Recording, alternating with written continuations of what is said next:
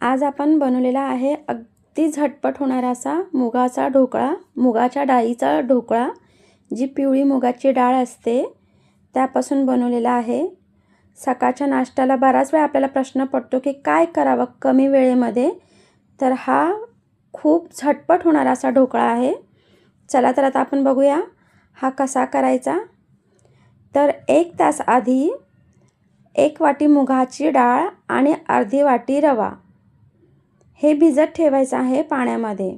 मिक्सरमध्ये दही, 1 मिरची आणि आल्याचा तुकडा टाकून हे आपण बारीक वाटून घेणार आहोत।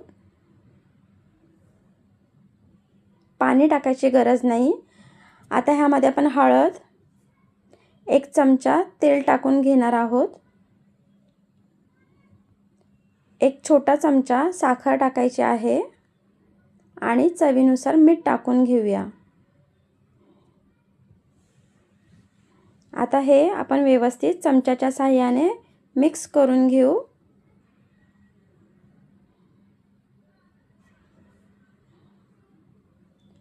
मिक्स झाल्यानंतर 5 मिनिटांनी आपण ह्यामध्ये इनोचं पॅकेट टाकणार आहोत।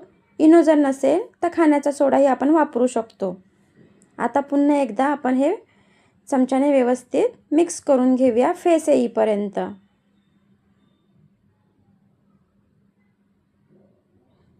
तुम्ही बघू शकता आपलं जे बॅटर होतं त्याला व्यवस्थित फेस आलेला आहे, म्हणजे ते डबल फुललेलं आहे।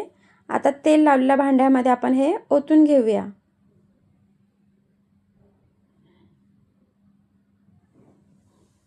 एका कढईमध्ये पाणी घेऊन त्यामध्ये आपण हे भांडं ठेवलेलं आहे। 10 मिनिटं मध्यम आचेवर आपण हा ढोकळा शिजून घ्यायचा आहे। थंड झाल्यावर तुम्ही बघू शकता खूप छान हा ढोकळा होतो। आता तुम्हाला हवे तसे आपण ह्याचे तुकडे करून घ्यायचे आहेत।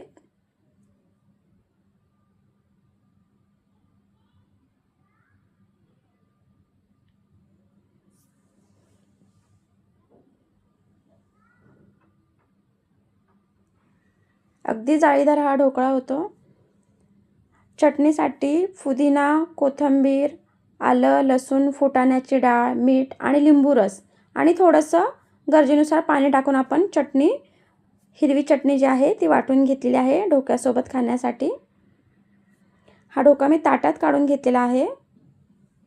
आता आपण मोहरी, जिरं, सफेद तीळ, हिरवी मिरची आणि कढीपत्ता आणि 2 चमचे तेल ह्याची आपण फोडणी करून घेतलेली आहे। आता वरतून आपण बारीक चिरलेली कोथिंबीर आणि घरात असेल तर ओलं खोबरं टाका, नसेल तरी हा ढोकळा खूप छान लागतो। सकाळची घाई गडबडीमध्ये किंवा संध्याकाळच्या हलक्या फुलक्या नाश्त्यासाठी किंवा कोणी पाहुणे येणार असेल तर हा उत्तम पर्याय आहे। खूप छान हा ढोकळा होतो। रेसिपी आवडली असेल तर लाईक आणि सबस्क्राईब करायला विसरू नका।